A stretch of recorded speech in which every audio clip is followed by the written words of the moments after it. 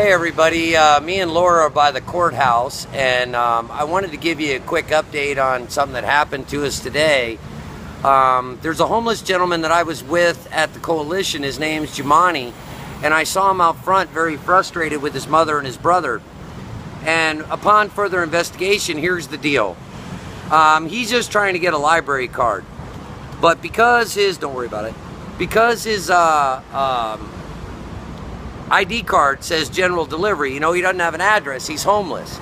They can't give him an ID card on the spot. You have to have a permanent address for that to happen.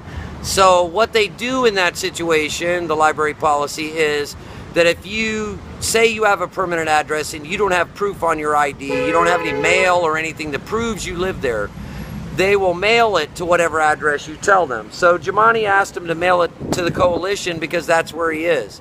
And apparently the library did mail it, and the coalition never got it to Jimani, so he never got his library card. And this started in June.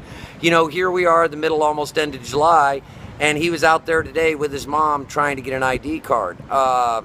So what I did is I kind of grabbed his paperwork and went in and talked to him, and the bottom line is, he's in a catch-22. They won't give him a library card because he doesn't have a permanent address. He actually had a letter from the Homeless Coalition saying that he lived there to give him, but they won't accept that.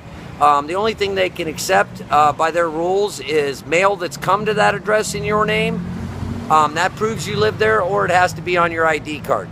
So since that's not what's happening, he couldn't get an ID card.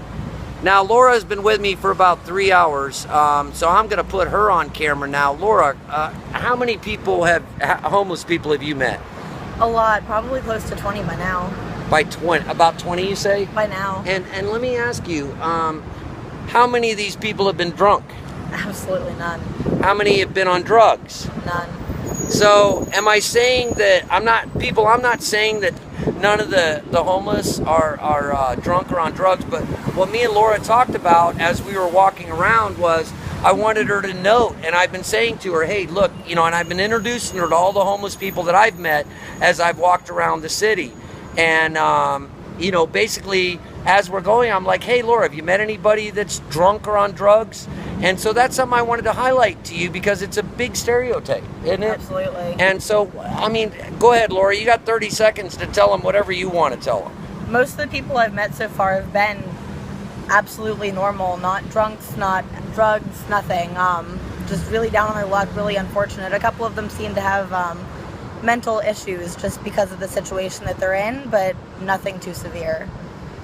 Yeah, we were talking to a friend of mine, Rick, too, that's another homeless guy that is staying at one of the shelters, and he rode out to the plasma center today, but it was his wrong day, and he didn't have $2 to get back on the bus and come back, and had to walk all the way from the plasma center, probably about a mile is what he told me, to a 7-Eleven, and he was so drenched with water and sweat and just needed water to drink bad.